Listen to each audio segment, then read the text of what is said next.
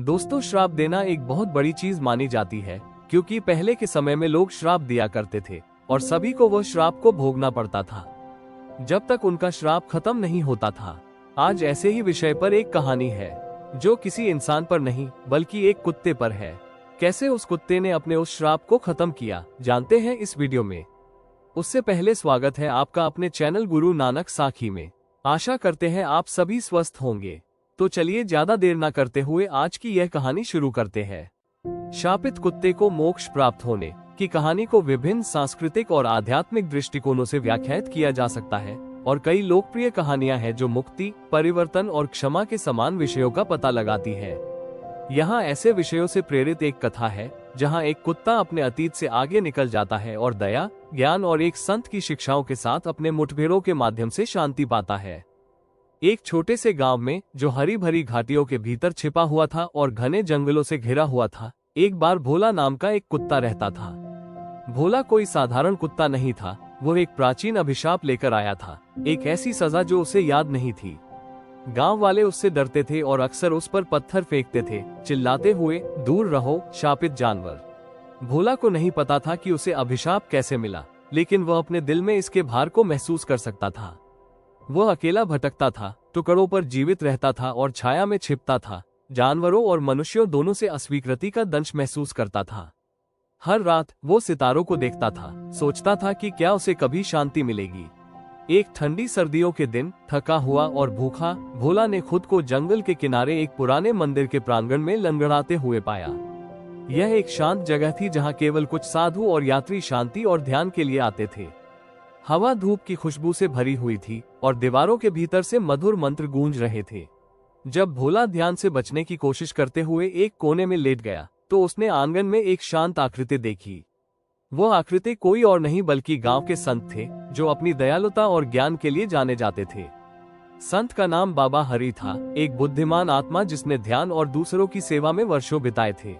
भोला को एहसास नहीं हुआ, लेकिन बाबा हरि ने उसे देख लिया था और दूसरों के विपरीत वो कुत्ते से दूर नहीं हुआ।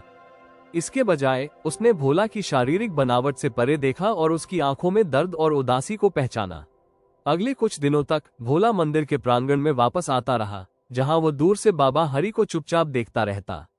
हालांकि संत ने कुछ नहीं कहा, लेकिन कभी कभी वो भोला की ओर भोजन का एक छोटा टुकड़ा फेंक देता था, जो कृतज्ञतापूर्वक उसे खा लेता और फिर अपने छिपे हुए स्थान पर वापस चला जाता।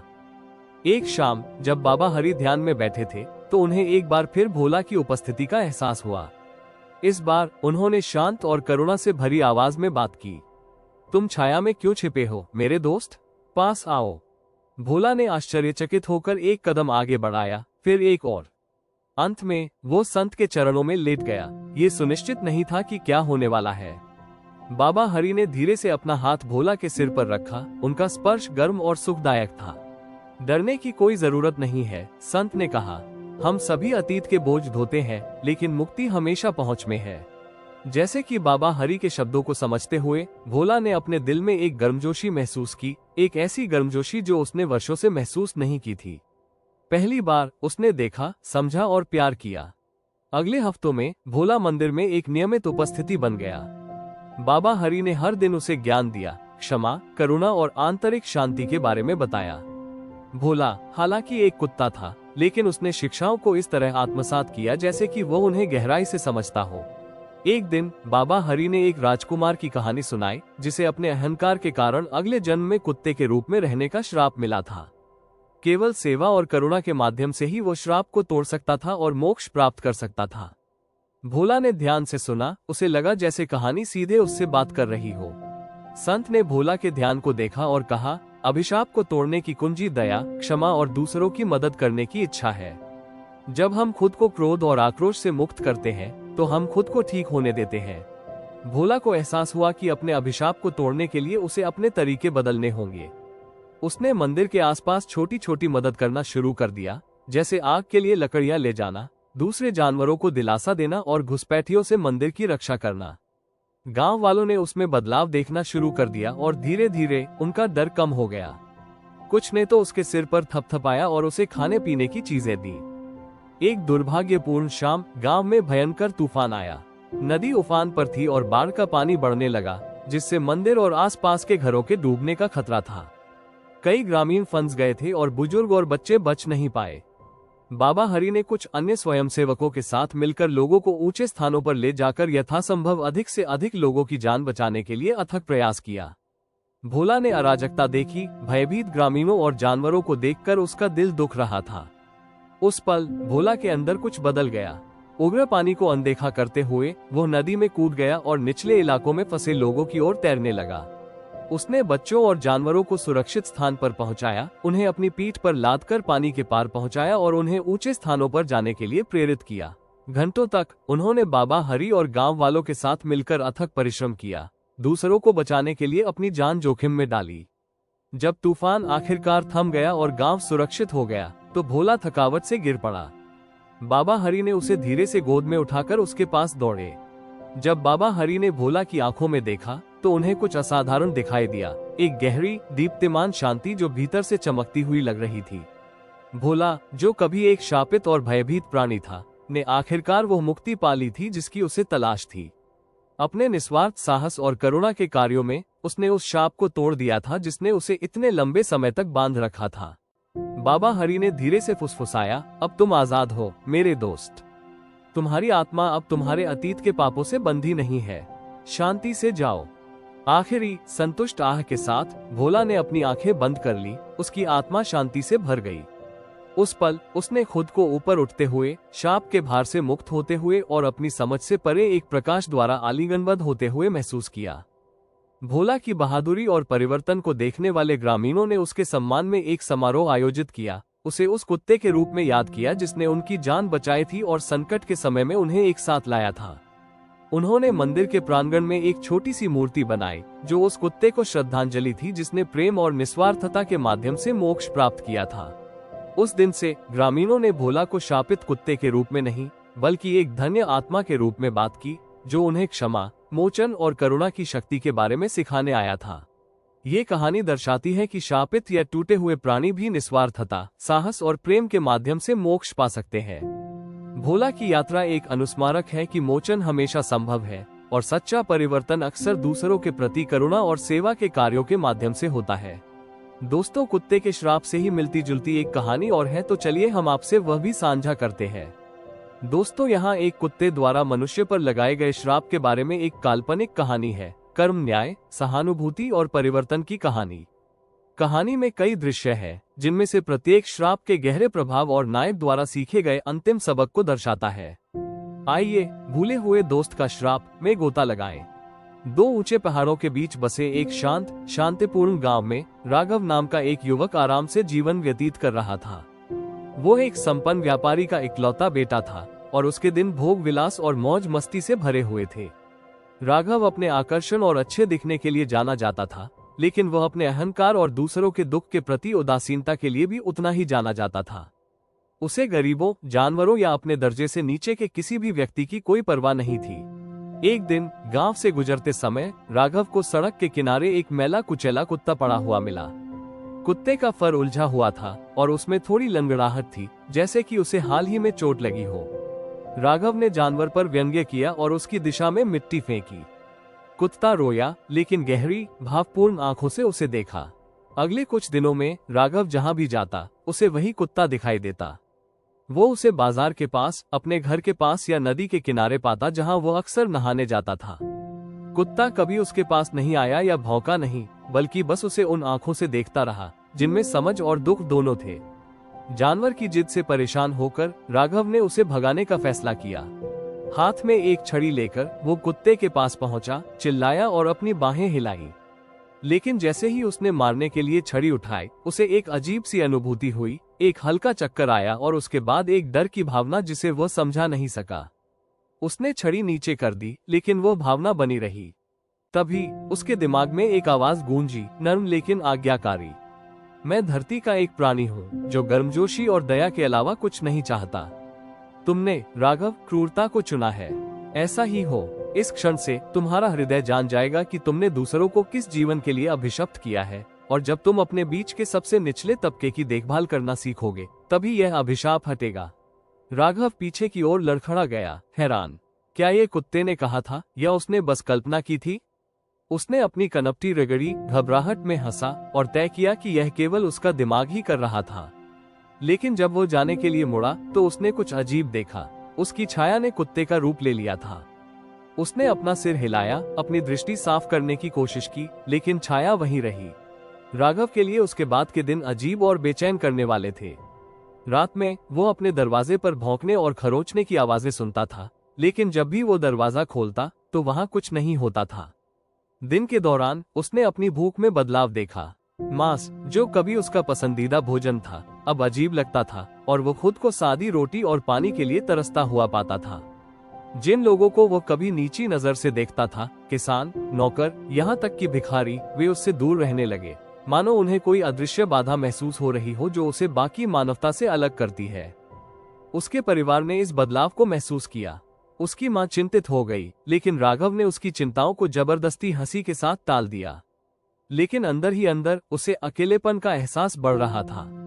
और इससे भी बदतर, हर बार जब वो नदी में या अपने घर की पॉलिश की हुई सतहों पर अपना प्रतिबिंब देखता तो उसे अपने चेहरे की जगह एक कुत्ते का चेहरा दिखाई देता। ये हमेशा वही कुत्ता होता था। एक शाम, हताश होकर उसने अपने प्रतिबिंब पर एक पत्थर फेंका, जिससे पानी की शांति भंग हो गई।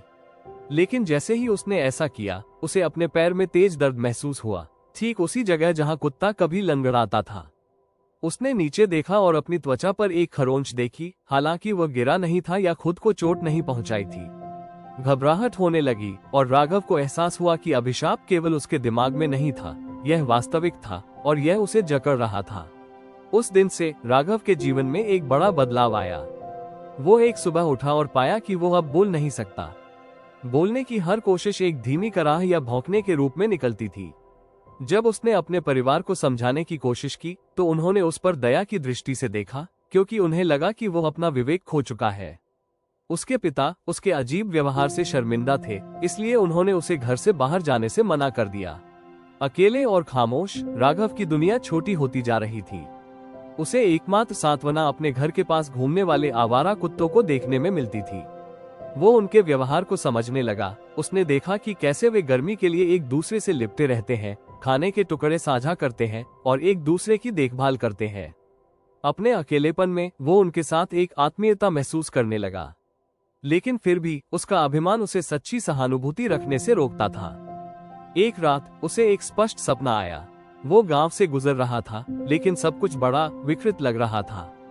उसने नीचे देखा और अपने हाथों की जगह पंजे देखे। उसने चीखने की कोशिश की, लेकिन सिर्फ भौंकने की आवाज सुनी। भयभीत होकर वो सड़कों पर भागा, लेकिन उसे उन लोगों ने भगा दिया जिन्हें वह कभी जानता था, दोस्त, पड़ोसी, यहाँ तक कि उसका परिवार भी। उन्होंने उस पर पत्थर फेंके और चिल्लाए, उसे गंदा आवारा कहकर पुकारा। अपने सपने में उसने प्रत्येक पत्थर की चुभन, प्रत्येक अपमान का दर्द महसूस किया, जब तक कि वो थक कर गिर नहीं गया। जब वो उठा तो वो पसीने से लथपथ था। उसका शरीर दर्द कर रहा था, जैसे कि उसे सचमुच मारा गया हो। तब उसे पता चला कि अभिशाप उसे एक सबक सिखा रहा था, जिसे वो अभी भी स्वीकार करने के लिए अनिच्छुक था। अगले कुछ हफ्तों में राघव का परिवर्तन जारी रहा। उसकी इंद्रियां तेज हो गईं और वह दूर से भोजन की गंध सूंघ सकता था, पड़ोसी घरों से फुसफुसाहट सुन सकता था। लेकिन इन बढ़ी हुई इंद्रियों के साथ नई असुविधाएं भी आईं। तेज आवाजें दर्दनाक हो गईं और तेज गंधें भारी हो गईं।